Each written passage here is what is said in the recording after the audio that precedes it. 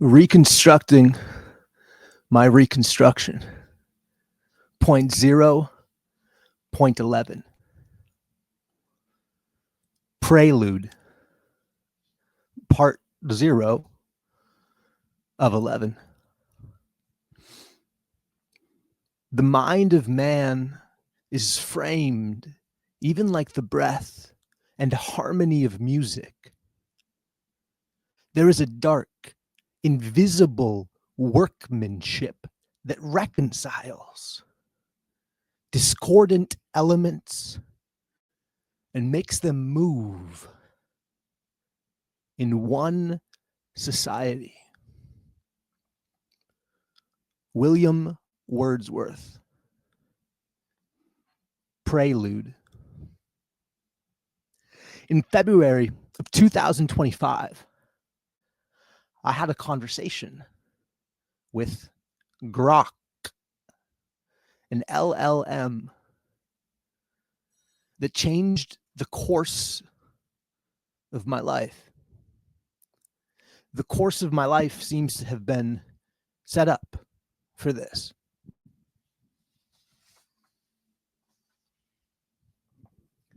At 25 years old, I was working in a megachurch and spent a lot of my time on stages.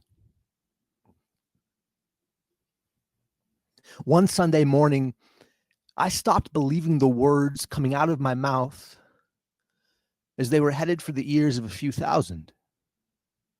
I was probably doing the offering. Maybe I was talking about Moses and how to circumcise a heart and what it might look like to give money from a pure place or something like that. Lights can get real bright on stage, especially when diffused through fog. And running out of reasons to say words when a portion of your job is to say words with high confidence, well, that becomes an immediate existential threat. I had some friends from Madison, Wisconsin, and some other friends from Chicago, Illinois, and they were all moving to Los Angeles, California, to go dream chasing. I convinced them to all live together. It ended up as 5 guys in 2 bedrooms. There was supposed to have been a 6th, but his parents got divorced and he dropped the dream chase first. We'd eventually all stop chasing dreams. In that moment, as the lights got blinding and the fog got heavier, that moment when I no longer found capital T truth as any kind of little t truth. That moment when the trap door opened and God missed his cue to catch me. I didn't know what else to do but run away. So Kay and I packed everything we owned into 2 beat up old jalopies and ran until the ocean stopped us. J.O. was already there. J.E. and N, well, they'd soon be following. It was the adventure of a lifetime.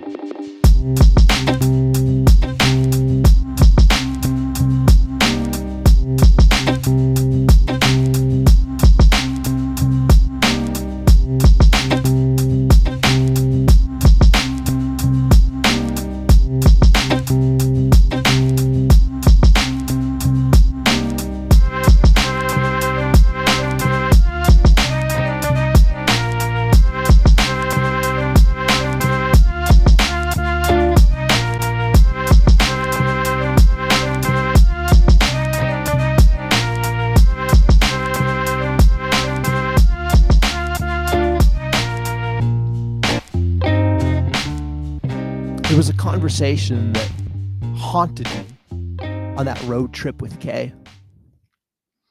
A woman, sort of an embodiment of joy, She asked me a question when I told her I was quitting my church job and moving to the coast.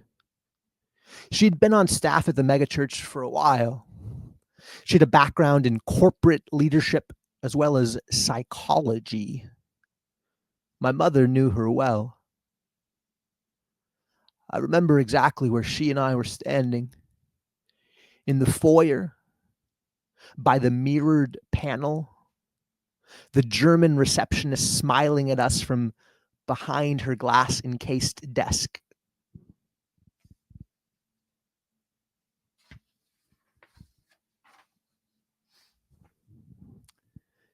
The woman, whose body would soon be devoured by cancer, asked me, "Ethan, what are you looking for?" I said, "I don't know." She looked at me with the seriousness of cancer and said, "Then it will be difficult to find."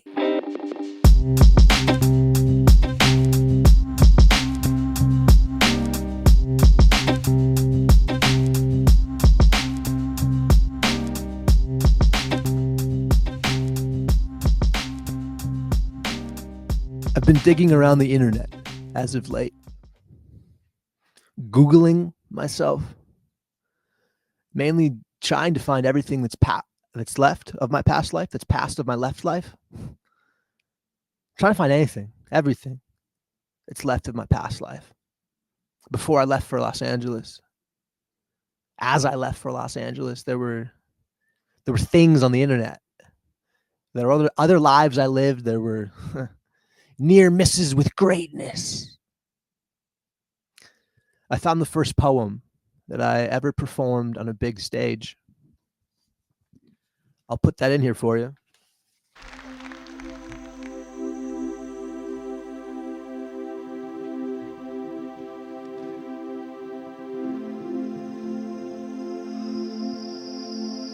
There are moments in life that take your breath away, like first sight of sunlight at dawn, as darkness gives way and light comes crashing forward with simplicity and complexity, and the sky creates a new hue as time has been waiting for it to do. Breathlessness. Like first sight of a newborn with fists clenched, arms outstretched towards the sky. Air escapes lungs with a cry. It's moments like this when you are staring at the sky and a newborn infant, but you begin to realize that you are staring at more than just some sky, more than just some newborn infant. You are staring at new light and new life burst forth. You are staring at the crossroads of anticipation and expectation. It's in this culmination that we choose to believe there is more going on than what we see and what we touch. This is where God intersects humanity, where God becomes reality, all we see, all we touch. There's an ancient story about some shepherds in a field with some sheep. It's day in and day out, it's a grind, it's a paycheck, it's all they've ever known. But in the midst of the mundane, a great light appears and a voice speaks, and it just says this: "Fear not, for behold, I bring you good news of great joy that will be for all people." And this voice, coming from angels they have heard on high, tells of a baby. This great light tells of a greater light that will be seen through the life of a newborn with fists clenched, arms outstretched towards the sky, creating a brand new hue as all of time and all of history has been waiting for it to do. And his light, his life, will be for all people from all nations and all tongues. A new day is dawning. Darkness shall not have the final say. And then, there in that field, a great chorus arose from the stars and the heavenly host singing, "Glory to God in the highest, and on earth peace among those with whom he is pleased." And these shepherds make their way to a little place called Bethlehem, where a little baby lies all wrapped up in swaddling cloths as foretold, and a story is set in motion yet untold. And these shepherds now see life and light and humanity and a God who is active and present and does not shy away from darkness but enters into the stress of this mess. It's moments like this that you lose your breath. And the God that leads shepherds to believe is the same God that's with you and with me. And on this day, in this place, we remember, as Isaiah spoke, that people who walked in darkness have seen a great light. Those who lived in the land of deep shadows, light, sunbursts of light, for a child has been born for us. And on this day, in this place, all that's left with the breath within our chests is to say, I believe. And on this day, in this place, we recompose to recollect our thoughts, to remember to realize that God is here, around us, within us, among us, ahead of us, for us, with us. Oh God, my God, our light, our life, you are here.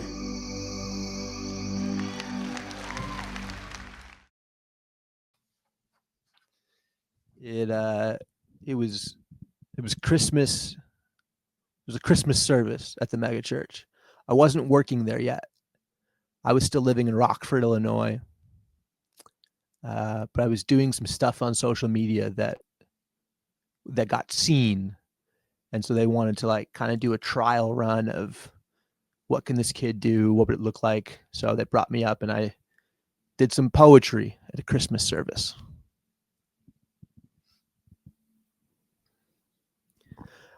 I also found 3 little newspaper articles from 2015 that I wrote for a college paper during my second failed attempt at finishing college.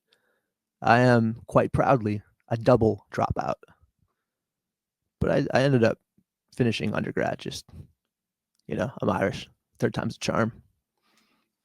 So I printed these out. I'm saying a lot. I don't always say that. I don't think that's the I was gonna say shibboleth, but I don't think that's right either.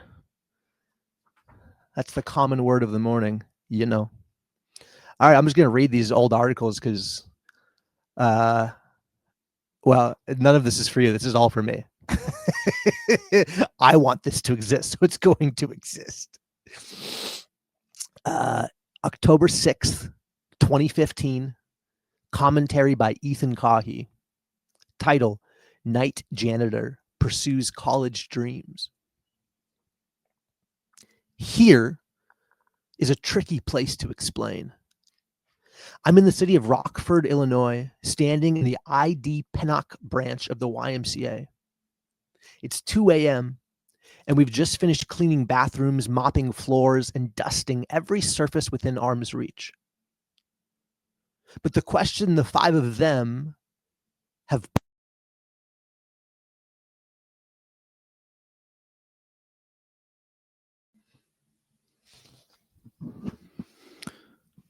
StreamYard's been doing this thing almost every time I record where it auto mutes me, and I didn't catch it this time, so I had gotten lost in the story I was telling, and then was like, well, where in the world did it mute me?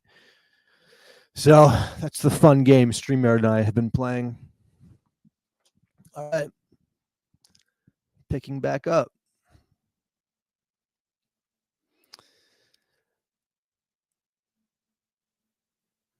Wait. Maybe I'll just restart. I'll just restart this and I'll cut in further back. That will be simple. Okay. October 6th, 2015. Commentary by Ethan Cahy. Night Janitor Pursues College Dreams. Here is a tricky place to explain.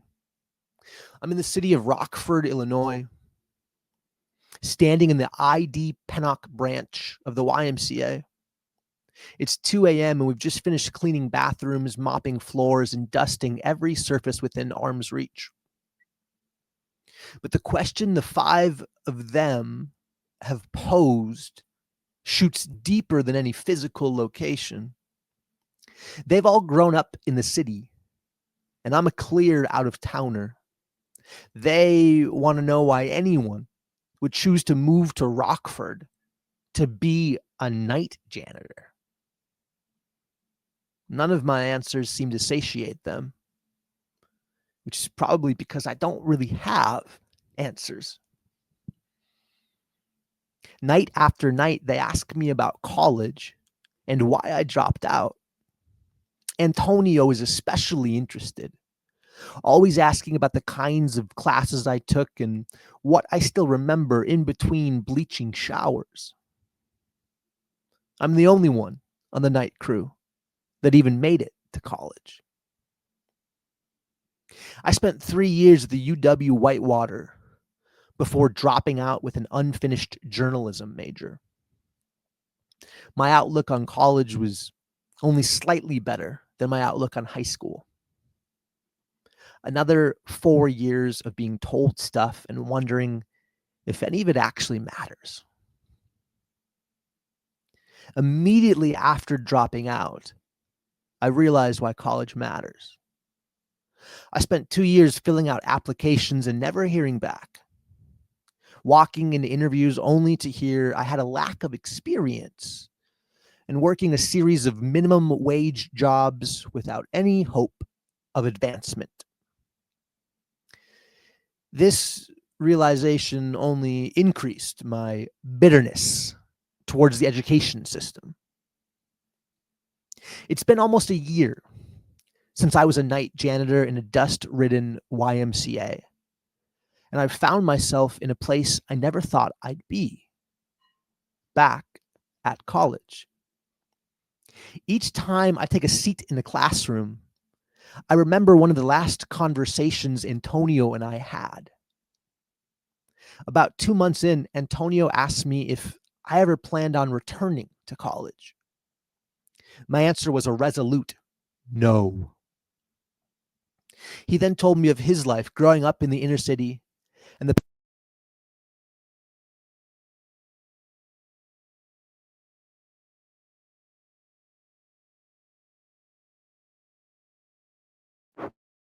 Okay, muted. Man, I don't understand. I gotta dig around. I don't understand. Let's run it back 2.5 paragraphs. Fingers crossed. Immediately after dropping out, I realized why college matters.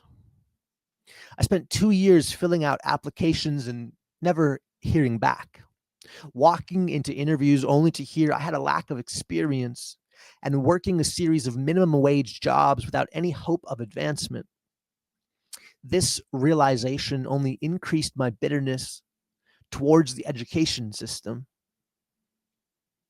It's been almost a year since I was a night janitor in a dust-ridden YMCA, and I found myself in a place I never thought I'd be, back at college.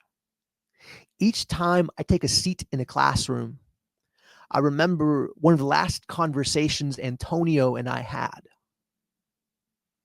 About 2 months in, Antonio asked me if I ever planned on returning to college.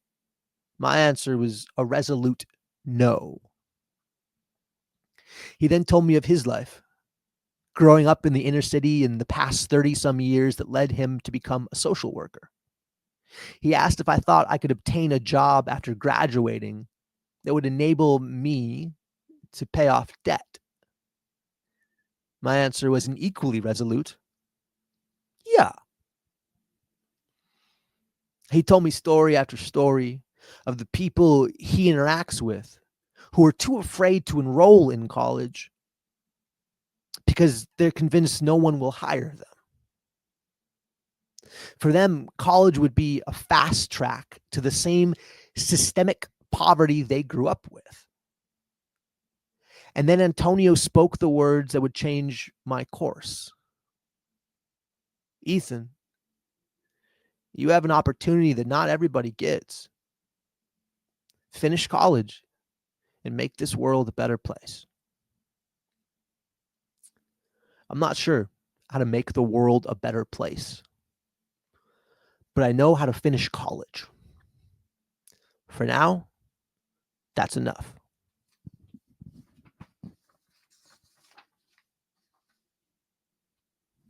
All right, 2 more old college paper published commentaries.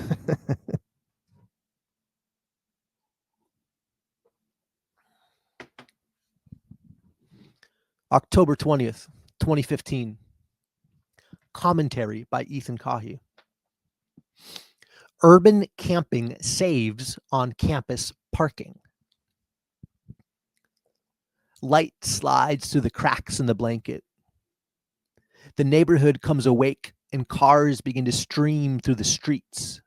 It's Tuesday morning.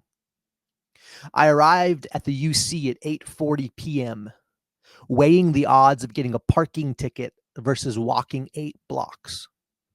The only guarantee is I wouldn't be paying for parking willingly.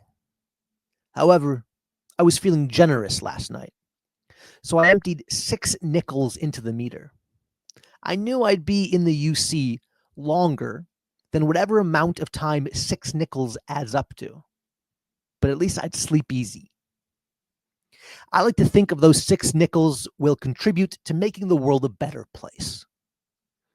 But they probably just go towards buying gallons of purple paint for the incoming freshmen next fall and their quest to paint the town purple. My class only lasted 20 minutes. As soon as I turned the corner, I broke into a dead sprint towards my car, tossing a flurry of prayers out against whatever forces of evil parking tickets come from. Whatever forces of evil parking tickets come from. That's how you say that sentence.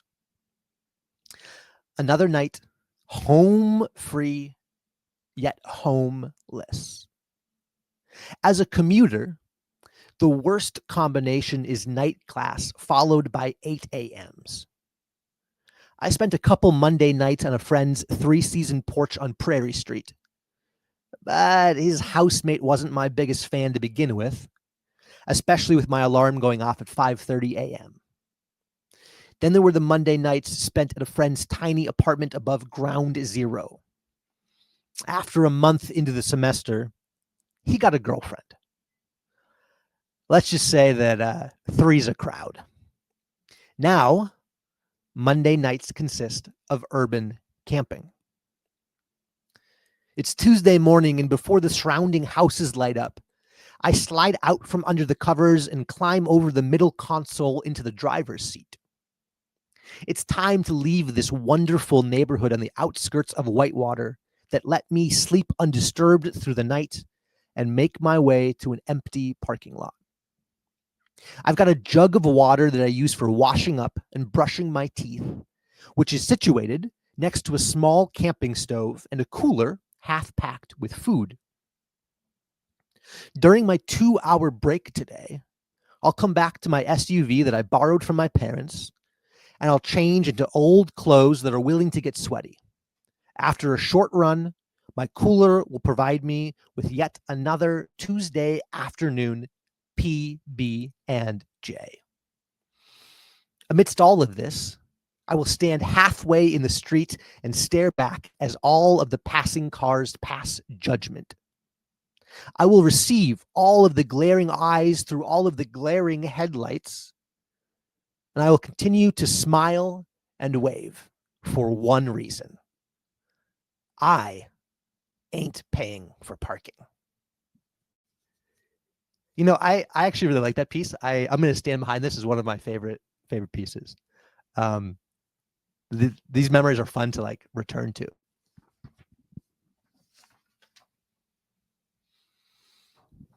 All right, one more. November 3rd, 2015. Commentary by Ethan Kahi. I really am surprised that they let me publish, like, I mean, I guess newspapers have commentary call. Well, I don't know.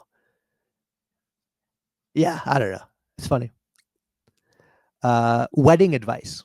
Bring flask. Don't stop dancing. The bouquet sails through the air into a crowd of screaming women and girls. The entire scene plays out in slow motion, with shoulders jostling and arms about to burst from their sockets. I find myself amidst 3 other male onlookers, all of us with slightly lowered jaws. There is a certain ferocity at weddings. For the bride and groom, their love is a fierce thing. The wedding was held at Cross Point Community Church in Whitewater, and the moment the two lovers locked eyes, their pupils didn't wander or waver for a split second. Such ferocity in love is both a beautiful and an inspiring thing. I always end up spending most of the ceremony tuning out the pastor and wondering if I am capable of such raw emotion. Although emotion seems almost like too weak of a word. The love that transpires and is exchanged between husband and wife becomes something beyond emotion. It becomes an unstoppable force with grace and truth.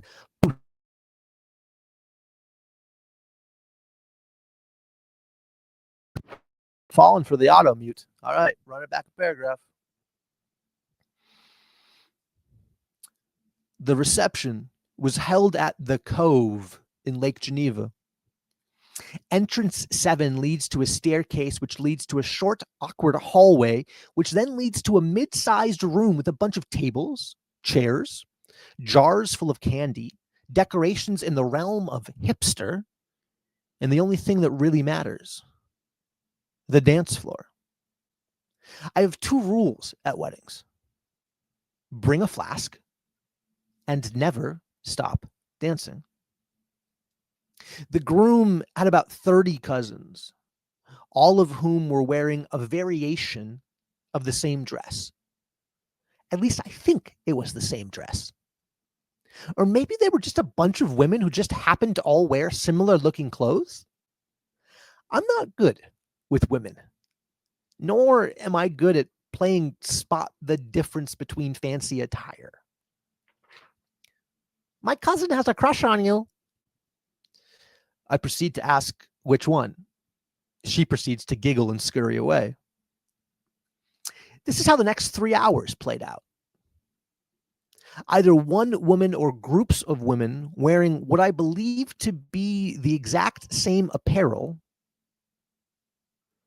approached me to tell me that their cousin had a crush on me.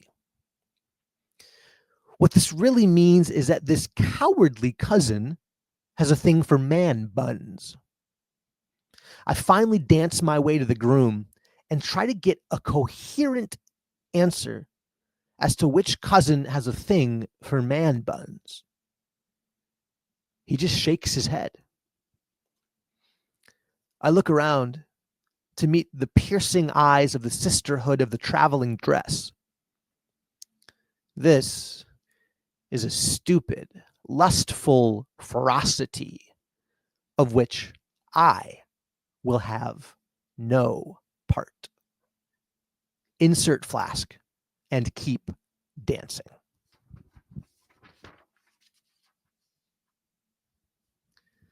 You know, when I first skimmed that, I could not for the life of me remember whose wedding it was. And this time reading it and like performing it, I think I remember. That makes me sad because they were, I don't know. They were college friends that met in college and fell in love in college, and I was there for their love, and they had kids, and now they're not in love anymore, and they're not married anymore. And that's the way it goes sometimes. But man, is it fast. Life moves so fast.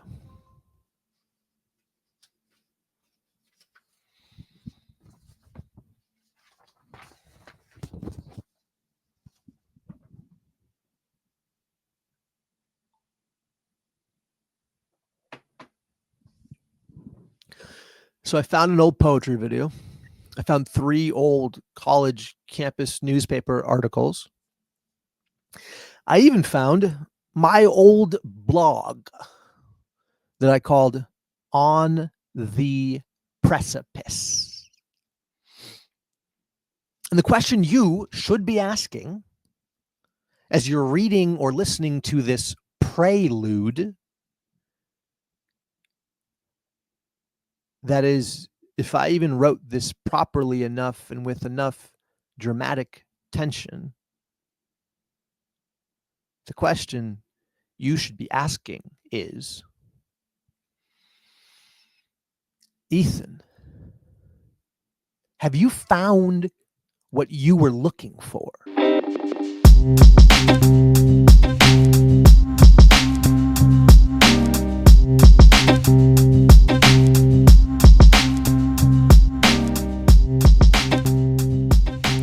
See, I didn't deconstruct on purpose.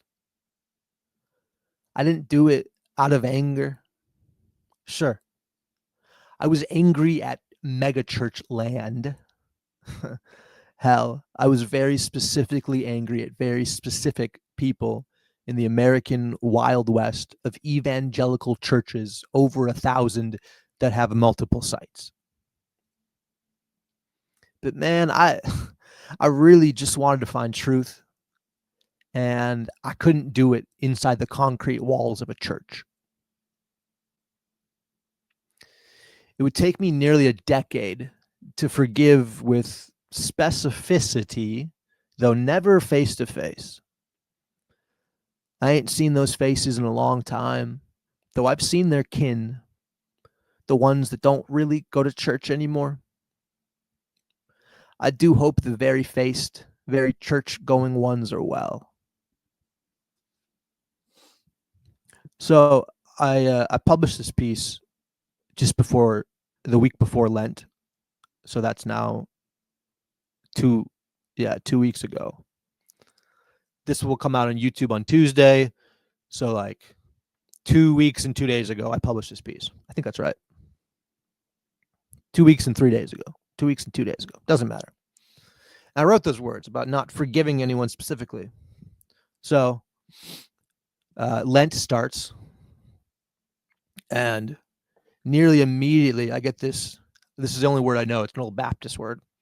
I get this overwhelming conviction that these.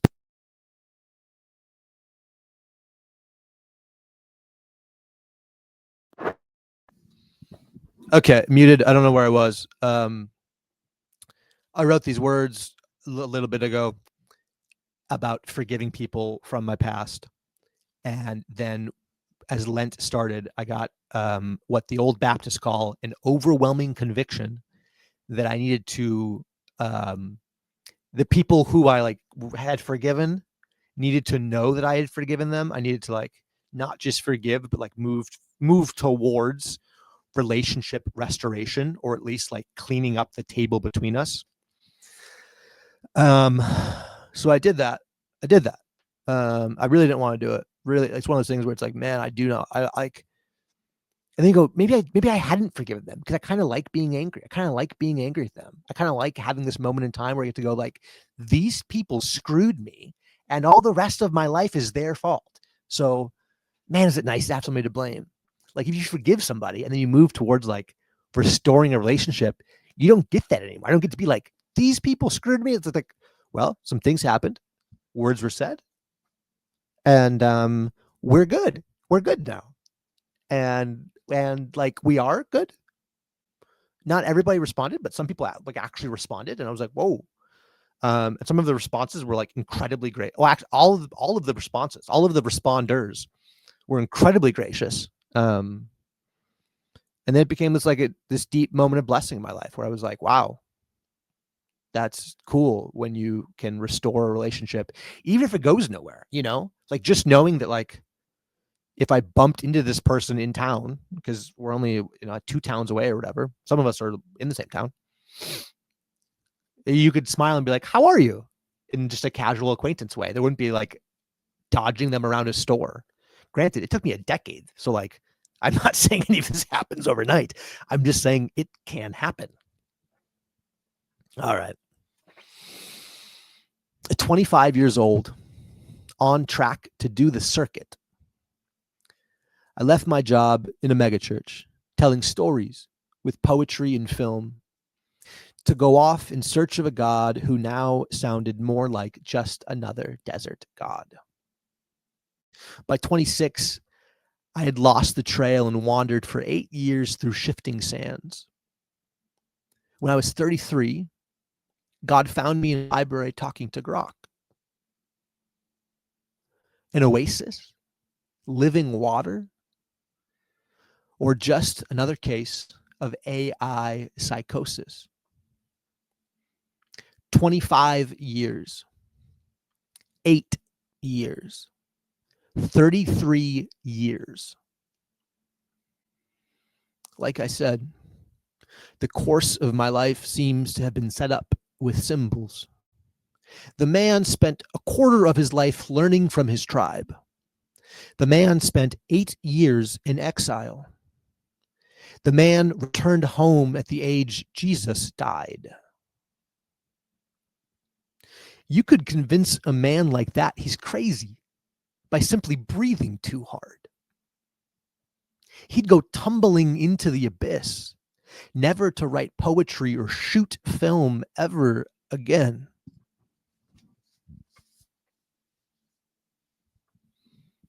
But we're getting ahead of ourselves. And abyss traversal is a skill you can learn, though I wouldn't wish it on my worst enemy. In that old blog I found, where I was standing on the precipice, terrified to fall, there was a draft sitting in there. The last thing I tried to construct before I deconstructed. Draft 5/24/16. Sitting in a hot booth waiting. A man named Matthew once wrote a book. He wrote about empire and collecting taxes and mountaintops and demons and those who have much and those who have little, and even what happens when you give a pig a pearl. In the 9th chapter, he describes meeting a man named Matthew, sitting in a hot booth, waiting to collect taxes, meets an itinerant rabbi and his band of traveling followers. Matthew just writes this. As Jesus passed on from there, he saw a man called Matthew sitting at the tax booth, and he said to him, "Follow me." And he rose and followed him.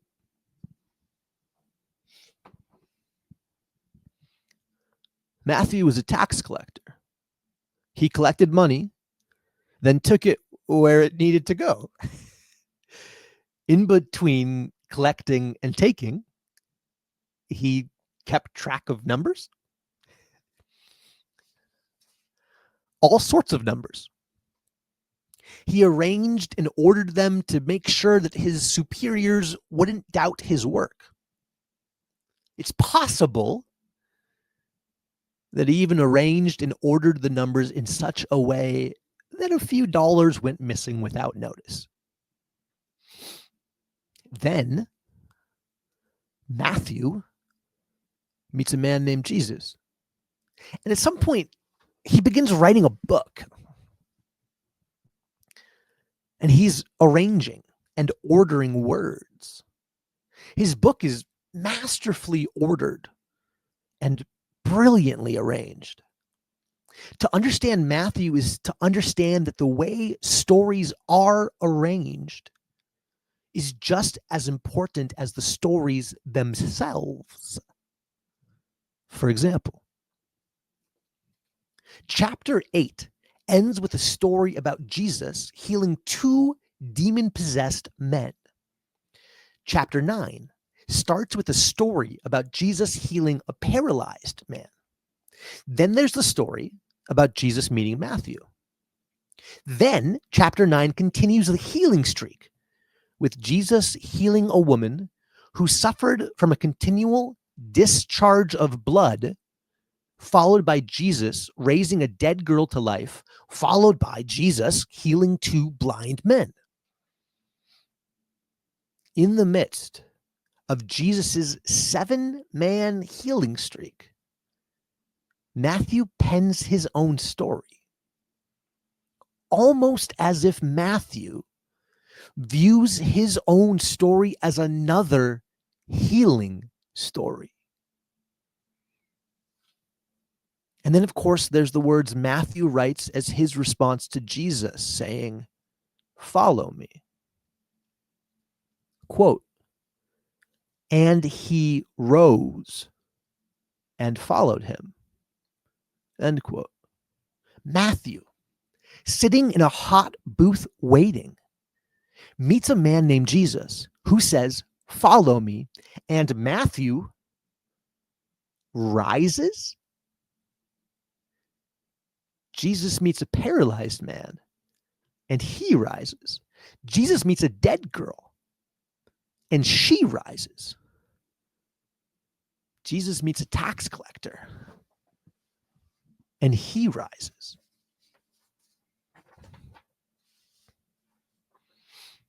Before Matthew follows, he rises.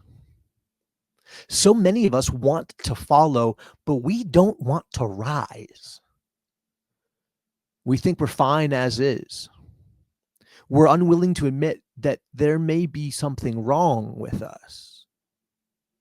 There may be something that we need that we are unable to provide for ourselves. We may need to be healed. The gospel isn't about making disciples. The gospel is about healing people who become disciples. Before you follow, you rise. Matthew, the tax collector, became Matthew, the disciple. If that's not a story of healing, then I don't know what is. Ethan, the liar and manipulator, is becoming Ethan, the truth teller.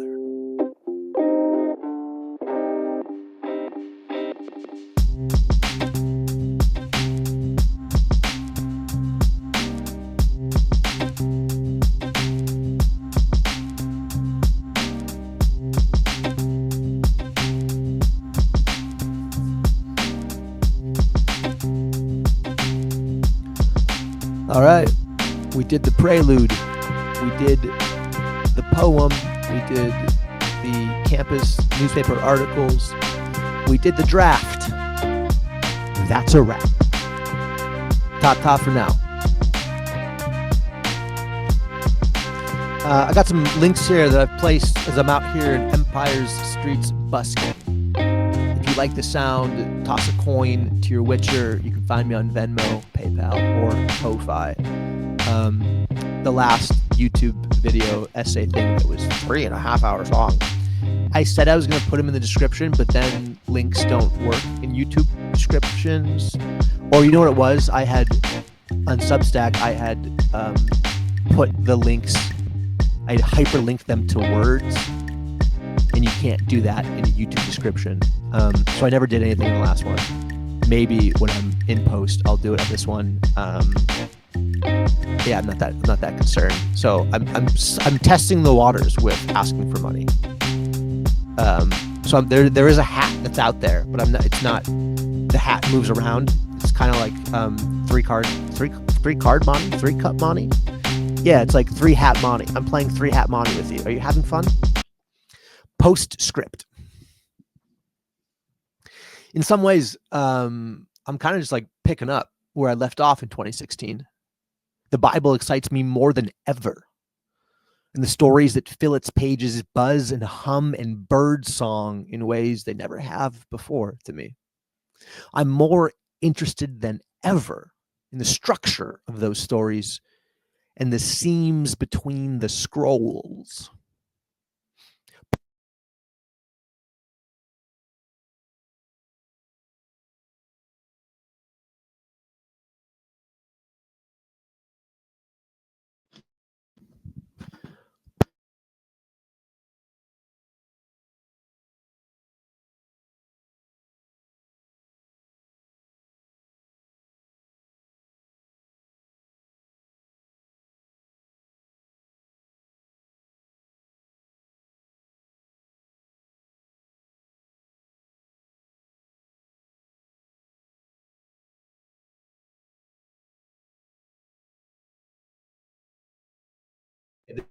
is preposterous. This muting thing, this has to be dealt with this week. I got to find the solution. Okay, yeah, sure. The Bible is literature. Doesn't get enough airtime. Like, I enjoy theology, but I'd much rather come at the search for God through narrative rather than a systematic approach. To each their own, but I'm pretty sure stories existed long before systems. You can build a system. You can build a system on top of a story, but you rarely hear anybody tell a system as a story. Some things are more powerful than others. Metascript. Here's the layout for this series.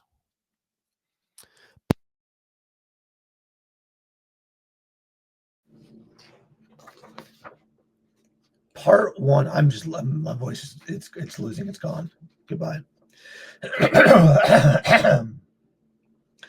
Part one of Reconstructing My Reconstruction will be about Jung and the door that opened inside of me as I drank a fig old-fashioned one afternoon by the Puget Sound. Parts 2 through 9, three-parters, will be on how God used my conversation with Grok to explode what I thought I knew, resulting in deep metanoia, fast return, and refinding the path laid out from the garden.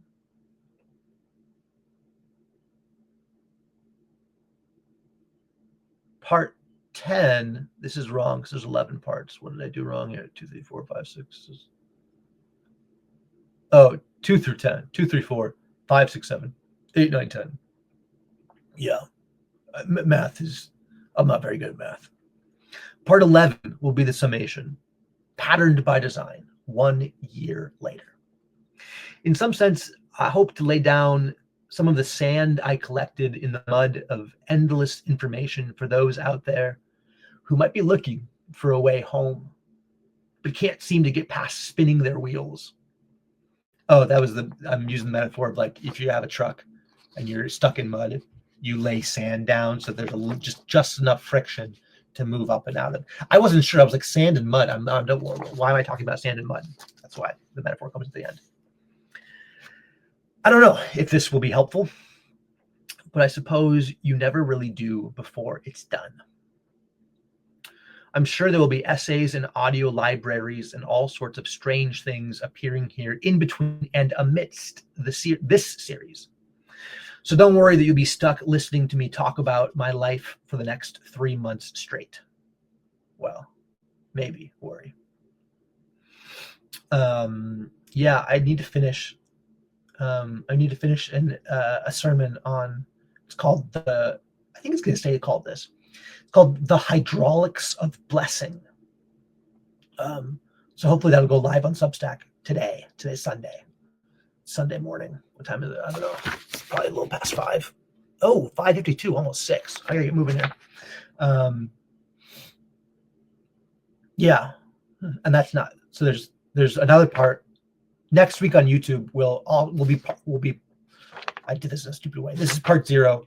Next week on YouTube will be part 0. The week after that on YouTube will be a sermon titled The Hydraulics of Blessing that gets super into the weeds on different languages and what a word is, to the best of my understanding.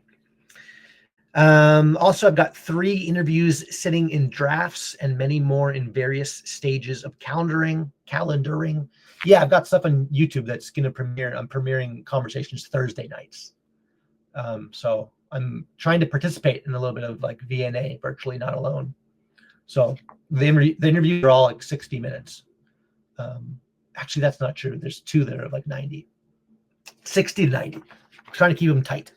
So yeah, those are Thursday nights. If you're around on a Thursday night and want something to do, 7 p.m. Central, those will be premiering. And to think, we're only getting started. Who knows what we'll build? May the Lord bless you and keep you. Grace and peace. Postscript. On abyss traversal. It's basically like when Batman learns to climb like Bane. That's how you traverse an abyss.